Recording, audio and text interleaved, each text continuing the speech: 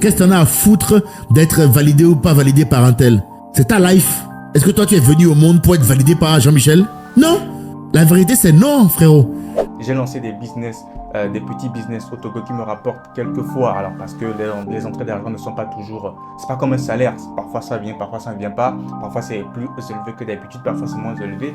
Mais voilà, au moins c'est ça.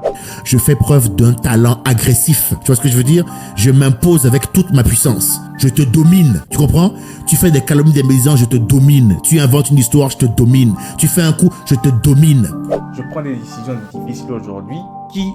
j'ai la certitude, vont me mener à une vie de rêve demain. Même si je sais que ça va être compliqué, il va y avoir des embûches, il va y avoir des difficultés. Je crois fermement à ça.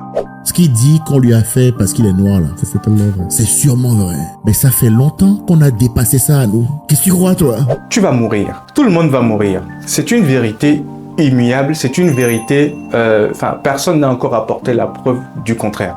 Rappelle-toi que tu es en train de mourir. Lorsque tu accordes du temps à une personne, cette personne devrait être éternellement reconnaissante parce que tu lui as donné une partie de ta vie. Tu lui as donné quelque chose que tu ne pourras jamais, mais plus jamais récupérer. Tu lui as donné de ton temps, tu lui as donné un morceau de ta vie. Quand tu prends conscience du fait qu'un jour on va tous crever, ça a tendance à te remettre dans la cohérence des choix importants pour toi-même. Je t'invite à prendre cette formation totalement gratuite pour vraiment t'aider dans l'aspect pratico-pratique à passer à l'action, passer de 10 à 20, de 30 à 40, de 45 à 170. Que nos parents nous cognaient et qu'après on se foutait de notre gueule dans le salon. Hey, t'as bien cogné, hein.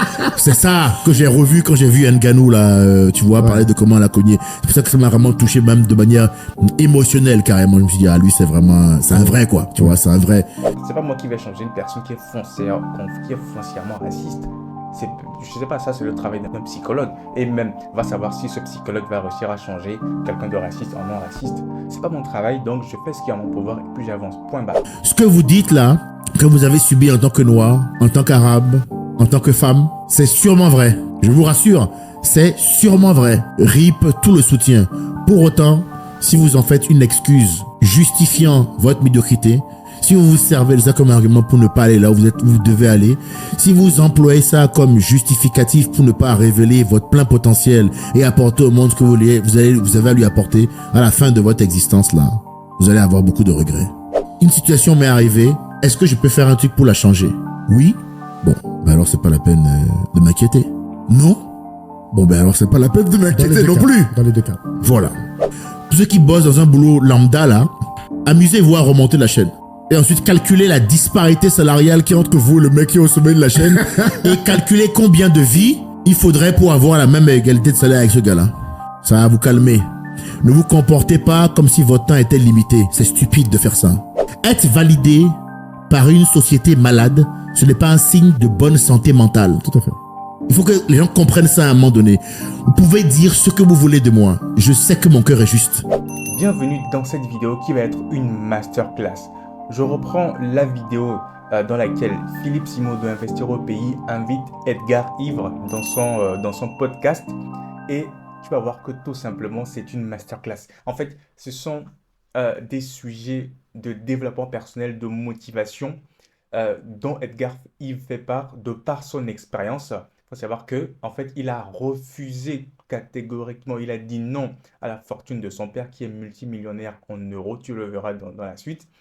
Pour se forger lui-même sa vie, pour se créer lui-même sa vie, il a galéré, il a fini dans la rue, mais ça ne l'a pas empêché de se relever et de continuer. Je t'invite vraiment à regarder cette vidéo jusqu'à la fin. Je ne vais pas beaucoup réagir pour que tu puisses profiter au maximum des propos d'Edgar Ivre. Voilà, on est parti, c'est parti. Je suis tellement excité de faire cette vidéo.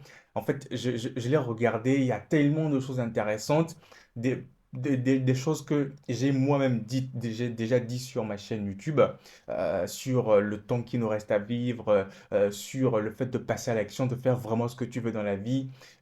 Voilà, j'ai dit que j'ai arrêté de parler, mais je continue à parler. Donc, on est parti, c'est parti. Je sais qui je suis, moi. Tu vois ce que je veux dire? Je me suis battu pour être là. Et maintenant, mon père, quand il met la télévision là, il me voit pas sur TF1. Qu'est-ce qu'il en pense? Ah, frérot, ça doit être quelque chose pour lui, hein. Je pense que lui, s'est pris une sacrée leçon de la vie, hein. Parce que Il s'appelle Edgar Yves Monroe, je m'appelle Edgar Yves Monroe Junior. Et maintenant, je l'ai dépassé dans Google. Hein. Quand t'as le nom, Ça veut dire quand t'as son blaze, c'est moi qui apparaît. Hein. Ça là, hein. Ça c'est une sacrée disquette. Hein. Ouais, frérot. Donc moi, je marche droit. Je marche droit dans la vie. Et je fais en sorte d'être un homme bien, un homme bon, un homme juste. Mais je ne serai jamais un homme soumis. Vous allez tous le ressentir à un moment donné. Le monde actuel là vous demandera de vous soumettre à un moment donné. La capacité que vous allez avoir à dire non dans la tempête là et à tenir dans la tempête là déterminera la qualité des réalisations que vous laisserez derrière vous ici. Sinon, vous passerez votre temps à vivre la vie qu'on vous indiquera de vivre et puis vous viendrez, vous ne ferez rien de tangible et vous partirez. Parce que moi, j'ai été élevé par un excellent précepteur, mon père, qui est un homme qui avait tous les... Alors, j'aimerais réagir très très rapidement. En fait, ces propos-là me rappellent lorsque je procrastinais, lorsque j'étais dans une période de procrastination, je me demandais, c'était avant le lancement de ma chaîne YouTube, et j'avais vraiment envie de le faire, mais je me demandais, enfin, je sais pas que je me demandais, j'avais peur de la réaction des gens, de ce que les gens allaient dire, des commentaires, des personnes qui me connaissent, des personnes qui ne me connaissent pas. Mais le truc qui m'a fait vraiment passer à l'acte, c'est une question que je m'étais posée. Je me suis demandé, mais est-ce que euh, c'est la peur, hein, c'est pas encore la réaction, mais juste la peur de ce que les gens vont dire qui va m'empêcher de faire exactement ce que je veux, parce que je voulais vraiment faire lancer cette chaîne. Et puis voilà, en fait, je me suis dit, bah, en fait, quand je comparais le pour et le contre, le pour, en fait, je regardais tous les avantages que pourrait m'apporter ce que je voulais faire par rapport à la peur que j'avais de ce que les gens allaient dire. En fait, c'était comme ça. Il y avait un gros écart entre les deux et je me suis effectivement lancé. postes politiques sur le président de la République chez moi et qui m'a appris que le jour où un homme meurt vraiment, c'est quand son nom il est oublié. Ouais. Si tu meurs là, ok, qu'est-ce que t'as fait? Tu comprends? Est-ce que tu penses que Michael Jordan va mourir un jour? Non. Est-ce que tu penses que Michael Jordan, il n'est pas encore mort, je touche du bois, je saute pas. Quand il mourra, tu penses qu'il sera oublié, lui? Non. Michael Jackson. Est-ce que Jackson est mort? Non. Est-ce que Coluche est mort? Non. Voilà. Coluche n'est pas mort. Voilà. Est-ce que Dieudonné va mourir? Non. Non. Non. Posez-vous la question pourquoi? Parce qu'il a fait des trucs. Parce qu'il a fait des trucs. Moi, ce qui m'intéresse, c'est de faire des trucs. C'est de laisser une trace. Et quand tu parles de laisser des trucs, de laisser une trace, ce n'est pas, ils vont le dire bientôt, ce n'est pas le simple fait d'avoir une vie médiocre, c'est pas le métro boulot dodo, mais c'est vraiment de faire quelque chose d'impactant, quelque chose qui impacte autant toi, ta vie en tant que personne, en tant qu'individu à part entière, que ta communauté ou en tout cas le monde entier. Et c'est ce à quoi moi j'aspire vraiment. Donc si tu veux, c'est pour ça que j'ai très vite compris quand j'ai commencé à être salarié que c'est un monde qui ne me plaisait pas du tout et qu'il fallait que je fasse quelque chose en complément, quelque chose de plus pour essayer de me découvrir personnellement et de faire autre chose que d'avoir une vie médiocre. Je sais pas combien de temps je vais vivre, mais je me comporte pas comme si mon temps n'était pas limité. Mon temps est limité, frérot. Je suis pas là pour obéir aux gens, moi. Tu comprends? Je suis pas là pour obéir aux gens. Je suis là pour faire ce que j'ai à faire. Le temps que j'ai à faire. La vie, c'est un cadeau qu'on m'a fait à moi. Donc, je l'exploite comme je l'entends. Et je pars en n'ayant aucun regret. Parce que la facture d'un regret, mec, elle est salée, hein. La facture d'un regret est plus élevée que le coût de l'obéissance. Oui, beaucoup plus. Désolé, hein. Oui. Moi, j'ai vu des gens mourir à petit feu.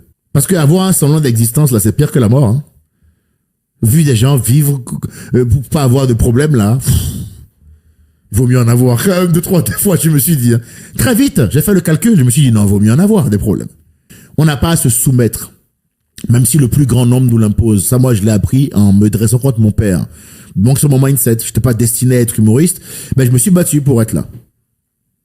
Alors, c'est très intéressant ce que tu dis parce que on a le sentiment que beaucoup d'Africains, par exemple en France, se plaignent d'être marginalisés, d'être discriminés, d'être victimes de racisme et parfois se servent de ça pour justifier ce que moi j'appelle de la médiocrité. C'est bien ce que je te dis et c'est bien ce que je nous reproche. Vous ne pouvez pas laisser les circonstances de la vie, une fois de plus, vous définir ou vous enchaîner à l'endroit où vous êtes. Sinon, vous perdez 2 fois. Vous perdez une fois parce que vous avez eu mal, parce qu'on vous a mis un coup, et deux fois parce que le coup en question vous a enchaîné dans l'espace-temps à l'endroit où il vous a été attribué. Vous n'évoluez plus. La meilleure réponse, c'est le succès massif. Tout à fait. Il faut être un Benzema. Il est hyper inspirant pour ça. Ce mec-là, il a obligé Didier Deschamps à parler chinois en conférence de presse. Pourquoi il n'est pas là? Il vous reste de l'eau. Ben oui, 5 Ligues des Champions. Il est où? Voilà. Benzema, il va mourir, lui? Non. Non, son nom ne sera jamais oublié. La manière dont il a géré le conflit qu'il opposait à Deschamps ne sera jamais oublié non plus, frérot. Le but, c'est pas d'avoir une existence parfaite, c'est d'avoir celle qui te sied à toi, que tu veux avoir. Et il y a C'est pas que de la rébellion pour de la rébellion. Non, c'est de vivre comme tu veux vivre toi. Oui. Et ça passe forcément par une forme d'opposition à 2-3 personnes ou à 2-3 entités, parce que le système n'est pas fait pour que tu puisses t'exprimer comme tu as envie. C'est pas fait pour. Le système, il est conçu pour que tu vives et que tu donnes des années de ta vie pour nourrir un monde capitaliste que tu ne domineras pas du tout. Tout ce que tu fais là, ça finit dans les poches d'une élite, de 15% de la population mondiale. C'est pas pour toi. Quand tu bosses là, en entreprise là, métro, tu bosses pour qui? Remonte la chaîne. Tous ceux qui m'écoutent là, qui bossent en entreprise, remontez la chaîne. Faites ce jeu-là. Écoutez bien ce que je viens de dire. Tous ceux qui bossent dans un boulot lambda là, et tout le respect qu'il aurait dû, hein, je leur reproche rien. Mais tous ceux qui ont un boulot lambda, amusez-vous à remonter la chaîne.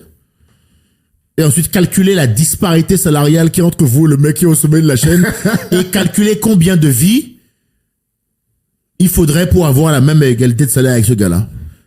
Ça va vous calmer. Ne vous comportez pas comme si votre temps était limité. C'est stupide de faire ça. Le mec qui dit oui, moi en tant que noir, si, moi en tant qu'arabe, ça. Je vais le rassurer sur un point. S'il a besoin qu'on lui dise, comme un... En fait, pour réagir à ça, en fait, c'est quelque chose que j'ai déjà dit sur ma chaîne dans une vidéo. J'ai déjà répété à maintes fois ici, sur cette chaîne, qu'il ne faut surtout pas se complaire dans une vie de médiocrité. Le simple métro boulot dodo ne suffit pas. Ne suffit pas. Il y a plein de gens qui ont des rêves, qui ont des ambitions, qui ont envie de faire des choses, mais qui ont un potentiel, mais qui ne le mettent pas en œuvre. On en parle très très souvent de tous nos projets, de toutes nos ambitions, mais combien de personnes mettent en place le mécanisme, en tout cas les actions concrètes nécessaires pour essayer, ne serait-ce que essayer d'atteindre cet objectif-là, ne serait-ce que essayer. Combien de personnes? Très très très peu. Très très très peu. Et c'est à cela que Edgar Yves nous invite. C'est au moins essayer quoi. Au moins essayer parce que en fait on vit une vie dans laquelle la plupart des salariés on n'est pas content de leur travail. C'est pas un travail qui nous passionne, ce n'est pas un travail qu'on fait avec plaisir. Au même moment, on a des envies, on a des désirs, on a des ambitions, on a envie de faire autre chose, on a envie de lancer son projet et tout ça, mais on ne travaille pas pour le faire. On ne fait pas des actions qui mènent à l'atteinte de ce projet-là. Donc, c'est pour ça que moi, j'ai mis en place plein de choses. Je me suis fixé des objectifs.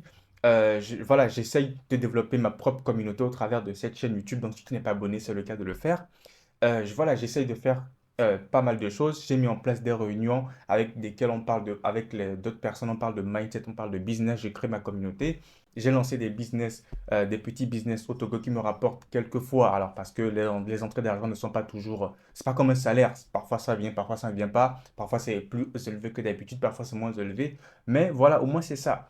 Et le but à un moment donné, c'est de se départir complètement du salariat pour me lancer dans mes projets. Pour me lancer à mon propre compte et faire ce que j'ai envie de faire. Je prends des décisions difficiles aujourd'hui qui, j'ai la certitude, vont me mener à une vie de rêve demain. Même si je sais que ça va être compliqué, il va y avoir des embûches, il va y avoir des difficultés. Je crois fermement à ça. Je crois fermement en ça. Et alors, en ce moment, je suis en train de travailler sur une formation totalement gratuite, je le précise, totalement gratuite, pour t'aider, comme Edgar qui est en train de le faire, pour t'aider. Voilà, en fait, il reste dans du générique en disant, voilà, il faut, voilà, il booste par la motivation. Il booste par la motivation. Maintenant, moi, ce que j'ai fait, c'est que j'ai préparé une petite formation dans lesquelles j'ai fait des vidéos pour te montrer, pour t'expliquer quelques concepts, quelques détails, quelques principes, quelques astuces, quelques conseils que j'ai mis en place, que j'ai moi-même mis en place et qui m'a fait progresser en seulement 2 ans.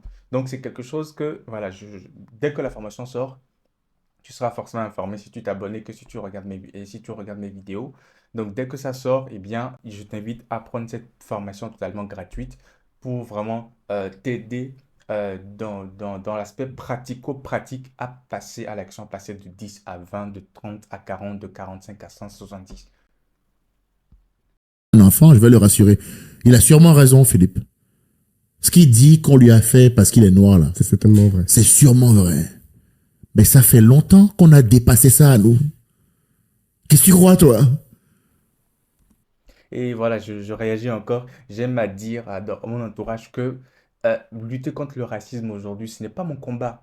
Ce n'est pas mon combat. Aujourd'hui, on est dimanche aujourd'hui, je tenais une réunion avec des personnes et je leur disais que c'est pas mon combat. On parlait de racisme au travail et tout ça. Je leur dis que c'est pas mon combat. C'est pas ça. Je ne travaille pas sur ça. Je n'ai pas de maîtrise dessus. C'est pas moi qui vais changer une personne qui est foncièrement raciste. Je sais pas, ça c'est le travail d'un psychologue. Et même, va savoir si ce psychologue va réussir à changer quelqu'un de raciste en non raciste. C'est pas mon travail, donc je fais ce qui est en mon pouvoir et puis j'avance. Point barre. Qu'est-ce que tu racontes? Ça fait longtemps qu'on n'est plus là-dedans, nous. Oui, ce que tu viens de dire, c'est sûrement vrai. Mais dis-toi que les champions, c'est des mecs qui ont subi ce que tu as subi, là. Sauf que Maël, il devait aller. Tout à fait. Tous les champions. Tous les champions. Tous. Il n'y en a pas un. Tous. T'as capté? Tous. Moi, ce qui m'intéresse, c'est de trouver mon chemin. Tu fais ce que tu veux. Tu fermes la porte, je passe par la fenêtre. Je fais preuve d'un talent agressif. Tu vois ce que je veux dire? Je m'impose avec toute ma puissance. Je te domine. Tu comprends? Tu fais des calomnies, des médisances, je te domine. Tu inventes une histoire, je te domine. Tu fais un coup, je te domine. J'évalue, je m'adapte et je te domine. Tu seras le premier à dire, je peux vous dire que c'est quelqu'un parce que on a quand même monté toute une équipe. Ouais, bah ici, il est incroyable. Je te domine. Fais ce que tu veux. Ce qui compte, c'est le résultat. Je te domine. Je te laisse pas faire. À la fin d'un match, tu pourras jamais dire que tu as mal joué à cause de quelqu'un. Kylian Mbappé, frérot, pour ceux qui ne le connaissent pas, tant pis pour vous, mais Kylian Mbappé, il n'y a pas un match où il n'y a pas un gars qui vient, qui lui tire le maillot, qui le provoque, qui lui dit quand ils sont au corner, hey, on sait où ta mère habite, on va la retrouver, on va te faire un petit frère. Il n'y a pas un gars qui le... Pourtant, à la fin du match, À tous les matchs, tu as raison. il trouve toujours, tous les Tous les matchs, défenseurs viennent avec l'idée. Mon frère. Je vais en finir avec lui. toujours, Tous. coup de coude, tirage de maillot, ta sœur est une pute, des phrases comme ça. Moi, mec, tu peux dire ce que tu veux sur le fait que je suis noir. Tu peux me traiter de tout ce que tu veux. Je m'arrangerai pour que tu ne gagnes pas 2 fois. Ça va me blesser, hein, que tu me traites comme ça, ça va me faire du mal, que tu dises de la merde sur moi. Mais je m'arrangerai pour que ce soit ta seule victoire. Cette bataille-là, je te la laisse. Par contre, la vraie guerre, là où il y a la coupe, là, où frérot, là, je vais te montrer. Hein. Parce que là, je me suis entraîné à tirer du droit, du gauche, de la tête, de loin, de près, dribble, vélocité. Je t'attends dans ce match-là. Parce que Bah, ce qu'il dit est parfaitement est tout à fait intéressant et pertinent dans le sens où enfin, si quelqu'un te traite de noir, de nègre et tout ça, enfin, qu'est-ce que ça change? Qu'est-ce que ça va changer à l'histoire? Enfin, il y a eu l'esclavage, il y a eu la colonisation, ok, c'est ce qu'il disait, c'est vrai, totalement vrai. Mais et après, qu'est-ce que tu fais? Qu'est-ce que tu fais pour changer ça? En fait, si tous les Noirs travaillaient d'arrache-pied pour essayer de changer les choses, pour changer les choses, bah en fait, le Noir ne serait plus vu comme le dernier. Voilà. C'est une question de puissance économique. Il a parlé de réussite massive tout à l'heure. Si aujourd'hui, les Noirs arrivent à inverser la tendance et qu'on ne parle que des Noirs dans les médias, tel Noir a fait ceci, tel Noir a réussi, des champions par ici, des championnes par là, bah, il y aura moins de propos racistes et tout ça, on va commencer à nous respecter. Donc en fait, c'est ça la vérité. tout le temps que tu as pris à blablater là, pendant ce temps-là, moi je bossais, frérot. Parce que toi, en tant que noir, tu n'as pas eu le sentiment quand même que justement, vouloir réussir dans le domaine du stand-up sans tomber dans des caricatures, parce que ça, c'est ce qui est génial avec toi. Ça ne t'a pas fait rencontrer une adversité que tu n'avais peut-être pas prévue? Si, colossal. J'ai beaucoup. On a forcément voulu te cantonner à ça quand on a voulu Si, t'ouvrir colossal. cette porte. J'ai beaucoup pleuré aussi. Il y a des endroits, bon, c'est après nous, on est des hommes, on nous a élevés comme ça, à être fiers. Et moi, je perdrai jamais la dignité, la fierté africaine. Ça, je trouve qu'on est des gens incroyables pour ça. La capacité qu'on a à rire de nous-mêmes, qu'on a à encaisser la douleur, à dire, putain, il m'a bien eu, hein. Quand je vois Ngannou rire de lui après le chaos, ça me rappelle quand on était petit, que nos parents nous cognaient et qu'après on se foutait de notre gueule dans le salon. Il t'a bien cogné, hein. C'est ça que j'ai revu quand j'ai vu Ngannou là, tu vois, parler de comment elle a cogné. C'est pour ça que ça m'a vraiment touché, même de manière émotionnelle carrément. Je me suis dit, ah, lui c'est vraiment, c'est un vrai quoi, tu vois, c'est un vrai. Bien sûr que ça me touche, bien sûr que c'est problématique, bien sûr qu'être noir c'est pas simple, mais c'est pas une excuse. Ça suffira pas en fait. Ce sera pas accepté en fait. Si Kylian dit quand il arrive au Real Madrid là qu'il joue mal parce que sa copine parle mal ce matin, tu crois vraiment qu'il en a un truc à foutre, Ancelotti? Non. Sur le banc, hein? Bien sûr. Merci beaucoup. Donc c'est la même chose. Ce que vous dites là, que vous avez subi en tant que noir, en tant qu'arabe, en tant que femme, c'est sûrement vrai. Je vous rassure, c'est sûrement vrai. RIP tout le soutien.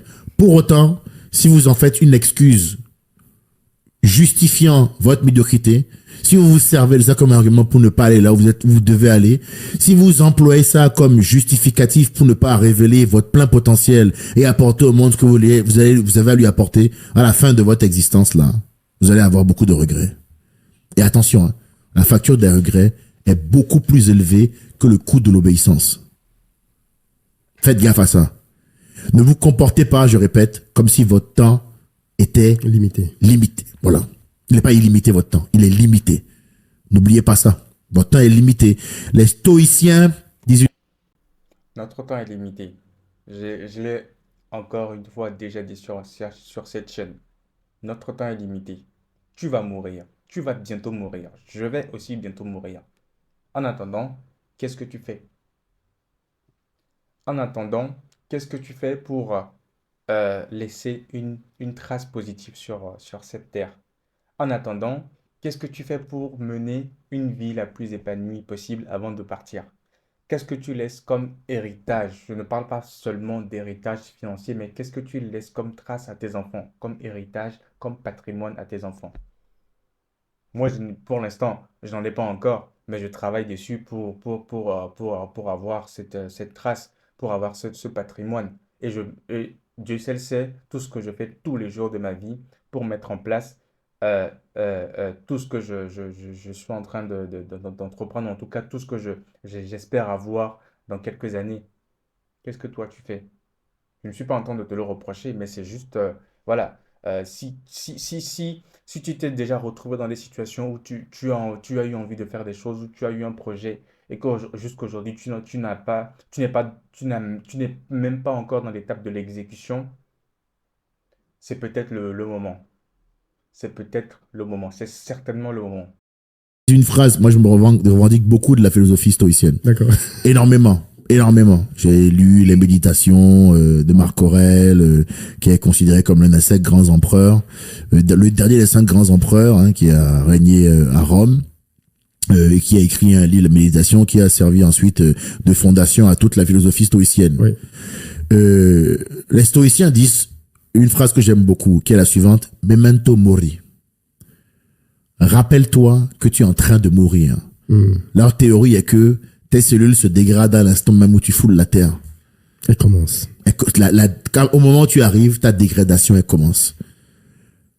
Quand tu prends conscience du fait qu'un jour on va tous crever, ça a tendance à te remettre dans la cohérence des choix importants pour toi-même.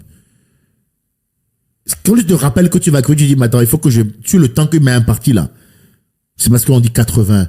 Mais 80, c'est peut-être pour un homme qui a de la chance, qui ne croise pas une Peugeot d'un mec qui roule bourré au volant, qui n'a pas d'attaque, qui n'a pas, tu vois ce que je veux dire? 80, c'est au meilleur des cas. Oui. Bon, il y a des 22, hein. C'est vrai. Il y a des 34, il y a des 38, il y a des 50. Il y a de tout. Voilà. Donc tu sais pas combien de temps tu as, toi qui es là. On est d'accord? Utilise-le au mieux alors.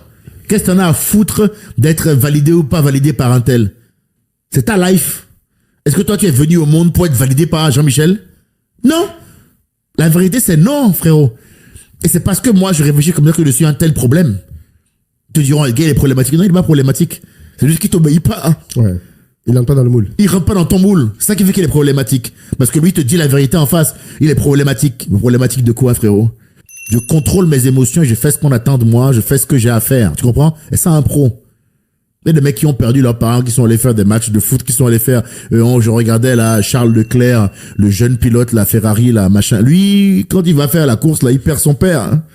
Il y a une course là qui fait là, frère, il perd son père dans l'après-midi, il gagne la course en plus, parce que il arrive à transformer ça et en faire une telle puissance qu'il commence à rouler comme un fou, à dépasser tout le monde, et il gagne la course. Donc c'est possible. Et n'oubliez pas, hein, comme je dis souvent, s'il y a une personne dans votre situation qui l'a fait, c'est que c'est possible. Et c'est là que tout votre argumentaire. Oui, mais moi. Ah oui, mais là, on a regardé Michel, là. Il a exactement les mêmes circonstances que toi. Et il a mis 3 buts, hein. Parfois pire, même. Parfois pire. Et il a marqué, hein. Et tout cela. Ah bon? On en revient au déni. Ah bon? Oui, oui. Michel, il est dans ta situation. Et il a mis 6 buts. Ah oui, hein.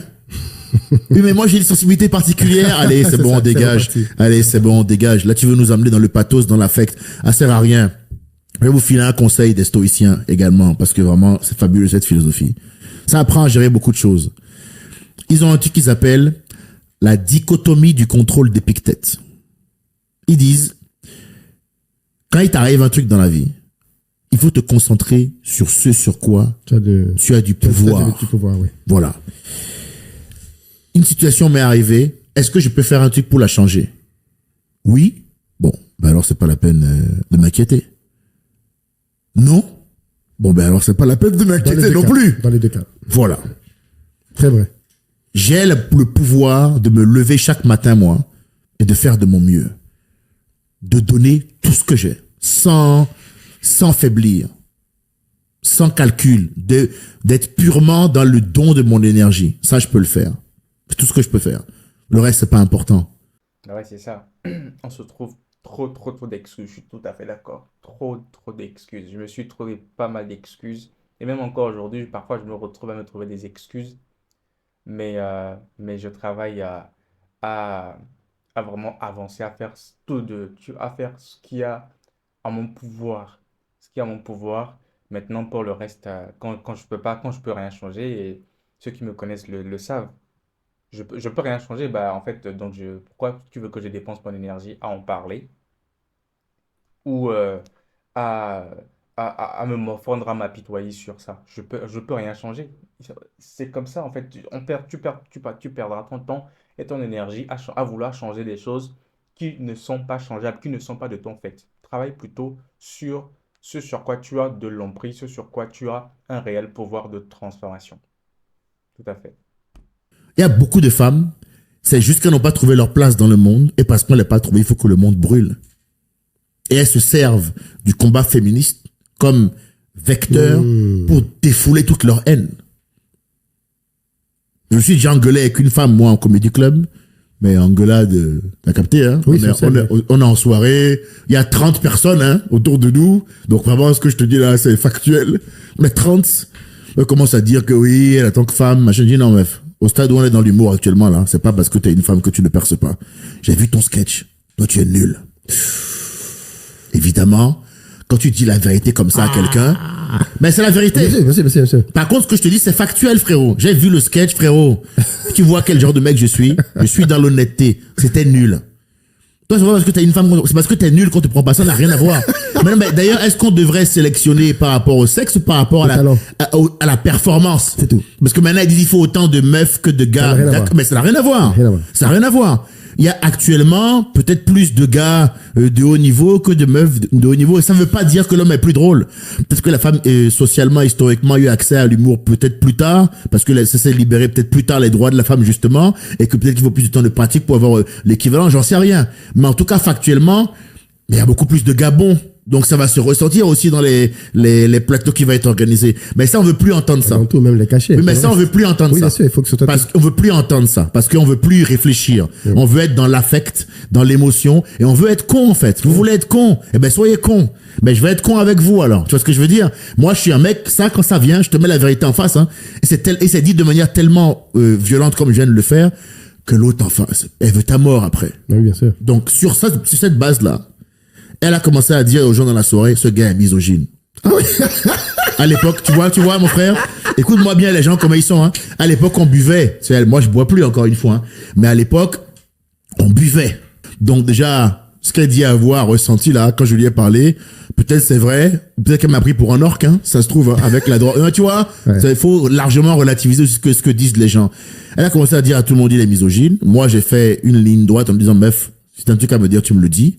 Et employer le fait que tu as une femme pour essayer de gagner la confrontation, la joute verbale, c'est minable. Bon, après, je l'ai dit à l'africaine, hein, t'as capté, je l'ai soulevé verbalement. Elle est sortie de là, frérot. Elle est allée dire à tous les comédie clubs, Edgar Yves m'a agressé verbalement. Tu connais le téléphone arabe? Ça a commencé verbalement. Après, et tu connais le téléphone arabe? Après, le verbalement a disparu. Et après, il était la dernière version de l'histoire, c'est il est agressé physiquement une femme dans un club. Ouais, voilà. Tu dis voilà comment l'être humain il est. Alors évidemment, tu te doutes bien, j'ai envoyé les avocats. C'est jamais arrivé dans la sphère publique parce que y a rien à dire. Mais c'est pour que vous compreniez comment l'être humain il est. Je pense que c'est une masterclass qu'il faudrait regarder très régulièrement, même si c'est la même chose que tu réécouteras. Ça a tellement d'impact, ça a tellement d'effet sur soi. En tout cas, moi, personnellement, c'est comme ça que je le ressens. Ça a tellement d'effet qu'il faudrait regarder très régulièrement ce genre de masterclass, ou en tout cas, cette masterclass, il faudrait la regarder à maintes reprises pour se booster, en fait, pour se booster. Dès qu'on a un coup de mou, dès qu'on a une paresse, dès qu'on oublie un peu pourquoi on est là, alors que quoi que... Enfin, c'est quelque chose qui m'étonnerait. Faut vraiment le faire. Franchement, faut vraiment le faire. Va zouker, Philippe. Sous classé seul médicament. Excellent. Oui. Excellent. Oui, frérot. Excellent. Bien sûr. Excellent. Donc, Internet nous rend libres et il faut qu'on en profite. Franchement, à l'époque où il n'y avait pas Internet, là, où il fallait, tu sais, Philippe pour faire son émission, je sais pas quoi, là, c'était un peu plus compliqué parce que si Philippe t'aime pas, t'es bloqué. Mais là, aujourd'hui, ça va. S'il n'y a pas Télérama, s'il n'y a pas TF1, s'il n'y a pas machin. C'est pas grave. C'est pas grave. Tu seras pas... Bon, moi, on sait que je m'en suis pris à Bolloré ouvertement en sketch. Donc, j'ai été censuré par le groupe Canal. Ça, on le sait. C'est ce qui m'a même, d'ailleurs, plus ou moins fait décoller. Mon sketch sur la corruption. Ben oui. Mais c'est connu, ça. Ceux qui me suivent te le confirmeront en commentaire. J'ai fait... Tout à fait. Il a fait un sketch sur Bolloré. Et c'est parti très loin. Maintenant, il est censuré sur les chaînes du groupe Bolloré. Et c'est ça fait un peu décoller sa carrière. Donc, en fait, il disait certaines vérités sur les activités illégales ou en tout cas les magouilles du groupe Bolloré dans les pays d'Afrique, tout simplement. Et voilà. Donc, il est tellement vrai qu'il s'en fout. Il dit tout, quoi. Il dit tout ce qui lui passe par la tête, tu vois. En fait, faut vraiment avoir des couilles. Faut vraiment avoir des couilles pour parler de Bolloré sur l'une de ses propres chaînes, parler mal de lui, enfin parler mal, dire des vérités que Bolloré n'aurait pas aimé que ça se divulgue, quoi. Donc il faut vraiment avoir des couilles, quoi. Fait un sketch sur la corruption où je dénonce les exactions de Bolloré en Afrique, et je le fais sur C8, une chaîne de Bolloré. Donc là, autant te dire que les gars sont là, mais qu'est-ce qu'il est complètement malade? Coupez son micro, je suis là. Frère, j'ai pissé sur tout le monde et ça m'a lancé, mais jamais tu me verras dans la sélection des humoristes Canal Plus de 2024 ou de 2023. Jamais ça n'arrivera. Pourtant, factuellement, je suis dans les 10 meilleurs stand-uppers français aujourd'hui. Tu prends ce chiffre-là, tu fais la liste dans le sens dans lequel tu veux. Ouais. Je suis dedans. Personne te dira le contraire.